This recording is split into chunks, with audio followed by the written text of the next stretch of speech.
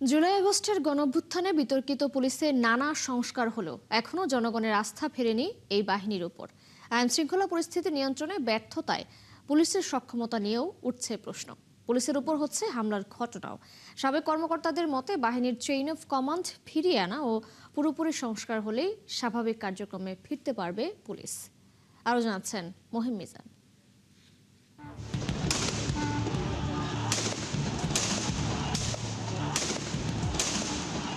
24শে July August ছাত্র জনতার আন্দোলন দমনে মরণাস্ত্র ব্যবহারে প্রশ্নবিদ্ধ হয় পুলিশ বাহিনী। আন্দোলনকারীদের প্রতিরোধের মুখে হামলার শিকার হয় পুলিশও। ঢাকা সহ দেশের অধিকাংশ থানায় আগুন, অস্ত্র ও গোলাবারুদ লুট এবং পুলিশ সদস্যদের উপর আক্রমণ করা হয়। 5 আগস্ট সরকার পতনের পর কার্যত পুলিশ শূন্য হয়ে পড়ে দেশের অনেক এলাকা।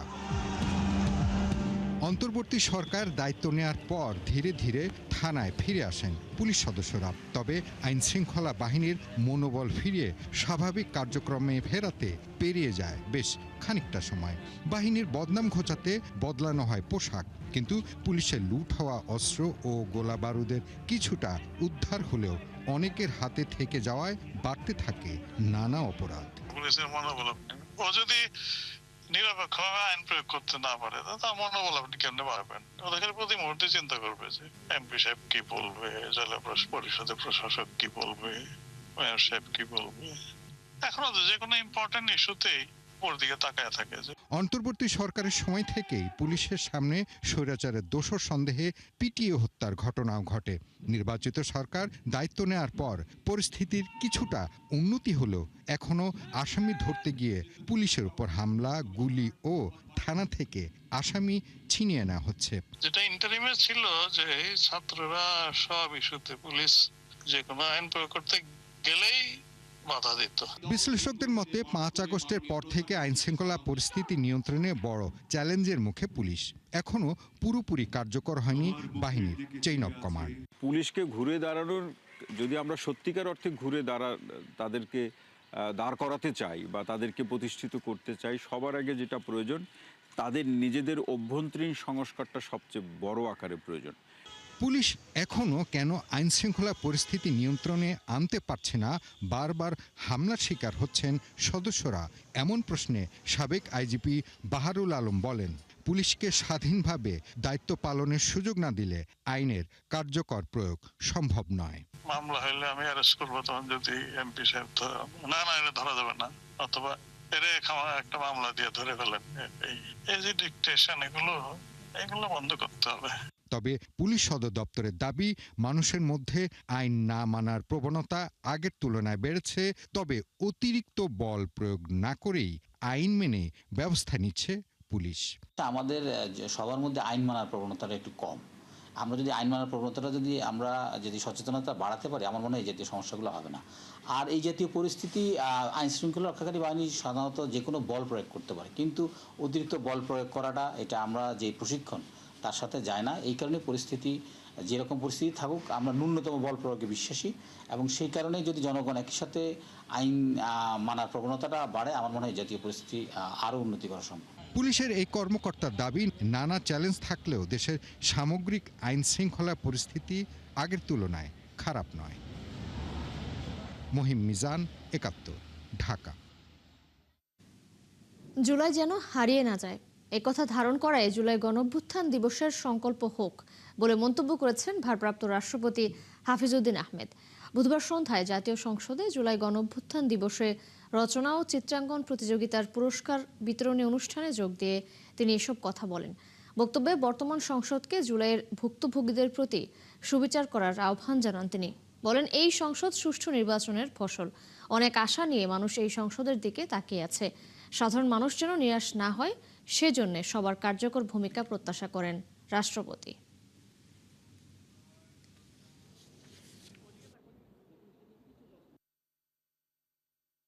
বিপদ মাথায় নিয়ে রাজনৈতিক দলের নেতাকর্মীরা জীবন বাজি রেখে যুদ্ধ করে স্বৈরাচারকে দেশ থেকে বিতাড়িত করেছেন।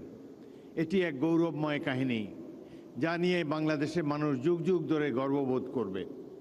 আমরা যেন জুলাইকে হারিয়ে না ফেলি, জুলাইকে যেন ধারণ করতে পারি। আমরা যেন জনগণের চেতনাকে, জনগণের আশাকাঙ্ক্ষাকে বাস্তবায়ন করতে পারি, এটি হওয়া উচিত আমাদের আজকের সংকল্প। কথায় আছে, অপরাধী যত বড় ধুরন্ধরই হোক না কেন, অপরাধের কোনো না কোনো সূত্র রেখে যায়। ঢাকার দক্ষিণখানে ঠিক এমন ঘটনাই ঘটেছে। দন্ত চিকিৎসক স্ত্রীকে হত্যার পর জানালার গ্রিল কেটে ডাকাতির নাটক সাজান স্বামী সোহেল রানা, কিন্তু শেষ রক্ষা হয়নি। জানালার কাছে পাওয়া জুতার ছাপের সূত্র ধরেই গ্রেপ্তার হয়েছেন তিনি। আশিক মাহমুদ জানাচ্ছেন বিস্তারিত। গত বৃহস্পতিবার বিকেলে দক্ষিণখানের একটি বাসা থেকে সারা রোকসানা পিনু নামের এই দন্ত চিকিৎসকের মরদেহ উদ্ধার করা হয়। প্রাথমিকভাবে জানা যায়, বাসার গ্রিল কেটে দুর্বৃত্তরা ভেতরে ঢুকে তাকে হত্যা করে ঘরের মালামাল লুটে নিয়ে গেছে। খবর পেয়ে ঘটনাস্থলে আসে পুলিশ ও সিআইডি সদস্যরা। শুরু হয় তদন্ত। এক পর্যায়ে গ্রিল কাটা জানালার ভেতরের বারান্দায় একটি জুতার ছাপ পায় সিআইডি। পরে বাসা থেকে উদ্ধার করা একজোড়া জুতার সাথে সেই ছাপের মিল পাওয়া যায়। তদন্ত সংশ্লিষ্টরা জানায়, জুতাটি ছিল নিহতের স্বামী সোহেল রানার। নিজের স্ত্রীকে হত্যা করে অন্যের উপর দায় চাপাতে এভাবে জানালার গ্রিল কেটে ফেলেছিলেন স্বামী, আর নাটক সাজানোর চেষ্টা করেছিলেন। গ্রিল কেটে দুর্বৃত্তরা ঘরের ভেতরে প্রবেশ করে তার স্ত্রীকে হত্যা করে লুটে নিয়ে গেছে মূল্যবান জিনিসপত্র। এত কিছুর পরেও শেষ রক্ষা হয়নি, ধরা পড়েছেন পুলিশের জালে। এই হত্যার ঘটনায় নিহতের বোন সারা সুলতানা পলি বাদী হয়ে রাজধানীর দক্ষিণখান থানায় মামলা দায়ের করেছেন, যাতে গ্রেপ্তার দেখানো হয়েছে পিনুর স্বামী সোহেল রানাকে। পিনুর বোনের দাবি, সোহেল রানা দীর্ঘদিন ধরে পরকীয়ায় আসক্ত। এসব নিয়ে প্রায়ই পিনুকে মারধর করতেন তিনি। প্রত্যেকটা ভাড়াটিয়া চলে গেছে তার যন্ত্রণায়, ভাড়াটিয়ার ওয়াইফের সাথে। এপ্রিলে আমার বোন একবার এমন আহত করছে মাইরা ওকে, তখন সে এই যে দক্ষিণ থানার মধ্যে তার জিডি করছে। তো একজনকে হত্যা করলে তো সর্বোচ্চ শাস্তি মৃত্যুদণ্ড, সেই মৃত্যুদণ্ডটাই আমি দেখতে চাই। পিনু হত্যাকাণ্ডের ঘটনায় তার স্বামী গ্রেপ্তার হওয়ার পর দক্ষিণখানের ফায়দাবাদ এলাকায় চাঞ্চল্যের সৃষ্টি হয়েছে। অনেকেই এই ঘটনাকে ন্যাক্কারজনক বলে আখ্যা দিয়েছেন। একটা স্ত্রী স্বামীর কাছে নিরাপত্তা, স্বামীর কাছে যদি নিরাপত্তাই না থাকে, তাহলে নারীরা কার কাছে নিরাপত্তা থাকবে? শুনেই তো ডরাইতেছি যে স্বামী যদি মারা মানুষের মা বাপ ফালাই স্বামীর কাছে আছে, সেই স্বামী যদি মারা যাইব কোথায়? এখন আমি শুনছি, শুনি আমি তো শরীর কাঁপতেছে আমার কথা শুনি, বুঝছেন? এগুলি কি আমাদের এলাকার মাঝে কেমনি ঘটনা হলো? আমি তো আশ্চর্য লাগে। পুলিশ বলছে, শুরু থেকেই পিনুর স্বামীর কথাবার্তায় অসঙ্গতি পাওয়া গেছে। তাছাড়া গ্রিল কাটা জানালার কাছে শুধু তারই জুতার ছাপ মিলেছে। এসব বিষয়ে পিনুর স্বামী সোহেল রানাকে রিমান্ডে এনে জিজ্ঞাসাবাদ করা হচ্ছে। ভিতরে যখন আমরা চেষ্টা করছিলাম, তখন ভিতরে একটা আপনার জুতার ছাপ পাওয়া যায়। এই জুতার ছাপটা আপনার করতে করতে আমরা ট্রেস করি, যে ওনাকে জিজ্ঞেস করি যে এই জুতার ছাপটা তো মানে পাশে একটা জুতা ছিল, এক জোড়া জুতা, বলে এই জুতা কার? তো আমাদের জুতা ছিল, তো ওনার সাথে মিলে যায় আর কি জুতার বিষয়টা। একটাই মাত্র জুতার ছাপ। যদি এখানে কয়েকজন আসতো বা তাদের কয়েকটা ছাপ পাওয়া যেত, তাহলে ভিতরের জিনিসটা একটু কোশ্চেন, এটা এরাইজ, আমাদের কাছে কোশ্চেন হয়ে দাঁড়াইছে যে বিষয়টা, যে জুতার ছাপটা বাইরে কেন, ভিতরে কেন, বাইরে কেন জুতার ছাপ নাই? জুতার ছাপটা তো ওনারই, ওনার হাজব্যান্ডেরই। ওনার বক্তব্য আমরা রেকর্ড আছে, ওনার বক্তব্য যেগুলি বলছে এগুলি আমরা মিলানোর চেষ্টা করছি, কিন্তু বক্তব্যের মধ্যে অমিল পাওয়ার যার কারণেই ওনাকে আপনার গ্রেপ্তার করা হয়েছে আর কি। প্যাকেটগুলো সব পাওয়া যাচ্ছে এখনো আমরা। সোহেল রানা উত্তরার একটি ডেভেলপার প্রতিষ্ঠানে চাকরি করেন। সবার দাবি, হত্যাকাণ্ডের সঠিক তদন্ত করে দোষীদের দৃষ্টান্তমূলক শাস্তি নিশ্চিত করা হোক। আশিক মাহমুদ, ৭১, ঢাকা। আগামী রবিবার চট্টগ্রামের ফটিকছড়ি যাচ্ছেন প্রধানমন্ত্রী তারেক রহমান। তার এই সফর ঘিরে দলীয় নেতাকর্মী ছাড়াও সাধারণ মানুষের মধ্যে উচ্ছ্বাস দেখা যাচ্ছে। চলছে প্রস্তুতিমূলক বিভিন্ন কর্মকাণ্ড। এই সফর বন্যা কবলিত মানুষের জন্য অত্যন্ত গুরুত্বপূর্ণ বলে মনে করছেন এলাকার লোকজন। এস এম মোর্শেদ মুন্নার তথ্য ছবিতে প্রতিবেদন। আগামী ৯ আগস্ট চট্টগ্রামে আসছেন প্রধানমন্ত্রী তারেক রহমান। সফরের অংশ হিসেবে ফটিকছড়িতে আসার কথা রয়েছে তার। ফটিকছড়িতে হেফাজত ইসলাম বাংলাদেশের আমির আল্লামা মহিবুল্লাহ বাবুনগরীর সাথে সাক্ষাৎ সহ উপজেলার আরও কয়েকটি এলাকা পরিদর্শনের কথা রয়েছে প্রধানমন্ত্রীর। তারেক রহমানের আগমন উপলক্ষে পোলাগাজী দিঘির পাড় এলাকায় অস্থায়ী হেলিপ্যাড নির্মাণ সহ চলছে নানান প্রস্তুতিমূলক কর্মকাণ্ড। সার্বিক প্রস্তুতি ও নিরাপত্তা ব্যবস্থা পরিদর্শন করতে আসছেন বিভিন্ন দপ্তরের কর্মকর্তারা। থাকে আমরা আমাদের উপজেলাগুলোতে যে সমস্ত জায়গায় যেতে পারেন বা উপজেলাগুলোর সার্বিক অবস্থা সম্পর্কে আমরা বের হয়েছি, সেগুলো সেই ব্যবস্থা কেমন আছে সেই অবস্থা জানতে। এদিকে ফটিকছড়ির বিএনপির নেতাকর্মী ছাড়াও এলাকার মানুষের মধ্যে উচ্ছ্বাস দেখা গেছে। আমরা নেতা কর্মী যারা আছি শুধু তারা নয়, সর্বস্তরের জনসাধারণ মাননীয় প্রধানমন্ত্রীকে শুভেচ্ছা জানানোর জন্য আমরা উদ্গ্রীব হয়ে আছি। আমাদের এমপি মহোদয় কথা দিয়েছিলেন প্রধানমন্ত্রীকে ফটিকছড়িতে নিয়ে আসবেন, ইনশাল্লাহ আমাদের আশা পূর্ণ করেছেন। সফরের প্রস্তুতি দেখতে এসে চট্টগ্রাম বিভাগীয় কমিশনার জানান, বন্যা কবলিত মানুষের জন্য প্রধানমন্ত্রীর এই সফর অত্যন্ত গুরুত্বপূর্ণ।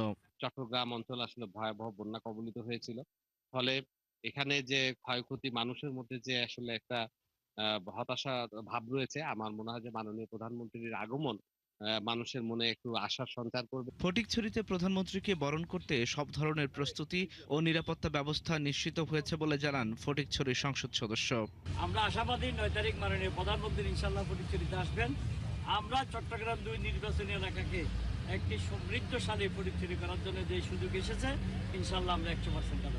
এই সফরে তারেক রহমান বন্যা দুর্গত মানুষের মাঝে ত্রাণ বিতরণ ছাড়াও বন্যায় গৃহহারা পরিবারকে নতুন ঘর হস্তান্তর করবেন। আল ইমরান, 71।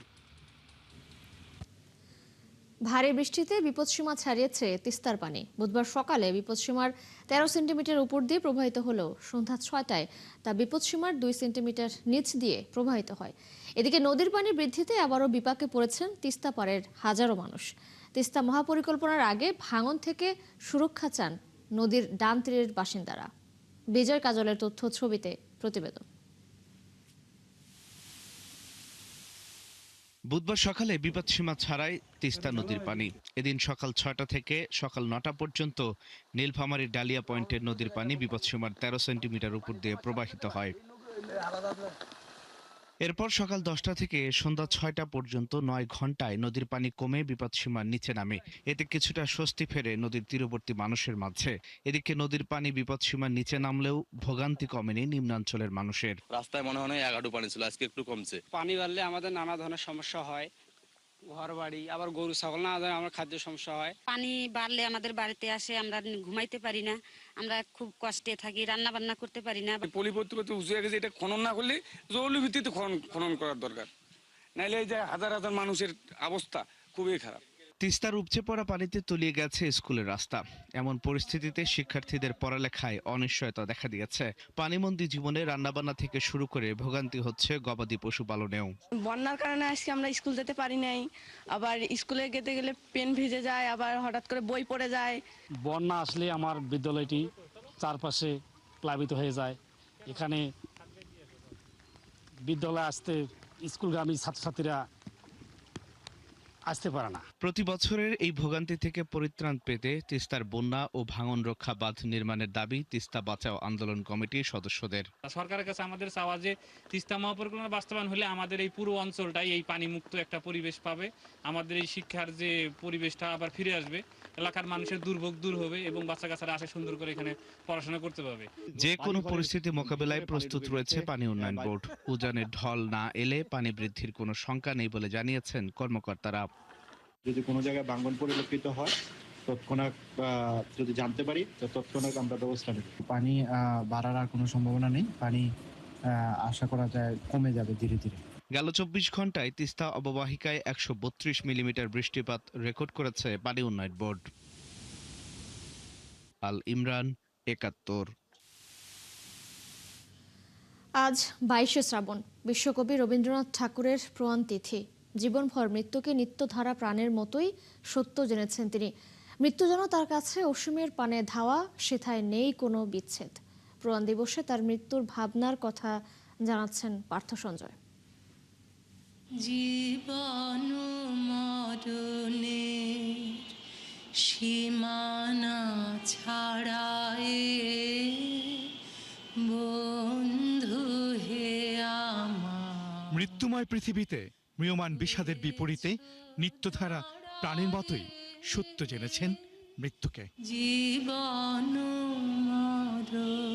13 বছর বয়সে মায়ের মৃত্যু, 24 বছর বয়সে কাদম্বরী দেবীর মৃত্যু, আরো পরে স্ত্রীর, কিংবা সন্তানের অকাল প্রয়াণ।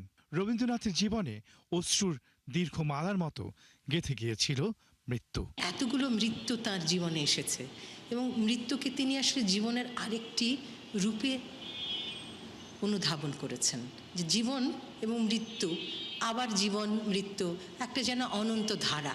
মরণরে তুহু মম শ্যাম সমান, শ্যাম অর্থাৎ তার প্রিয়তমের মতো তাকে আলিঙ্গন করবেন অথবা তাকে জড়িয়ে ধরতে পারেন, এরকম শ্যামের মতো মৃত্যুকে ভাবতে পেরেছেন কজন কবি। তার হাত ধরে এগিয়ে যেতে চাইছেন। শুধু তোমার বাণী নয় গো হে বন্ধু হে প্রিয়, মাঝে মাঝে প্রাণে তোমার পরশখানি দিও। মৃত্যুশোকে অকপট বলেছেন, আমি নির্লিপ্ত হইয়া দাঁড়াইয়া মরণের বৃহৎ পটভূমির উপর সংসারের ছবিটা দেখিলাম এবং জানিলাম তাহা বড় মনোহর।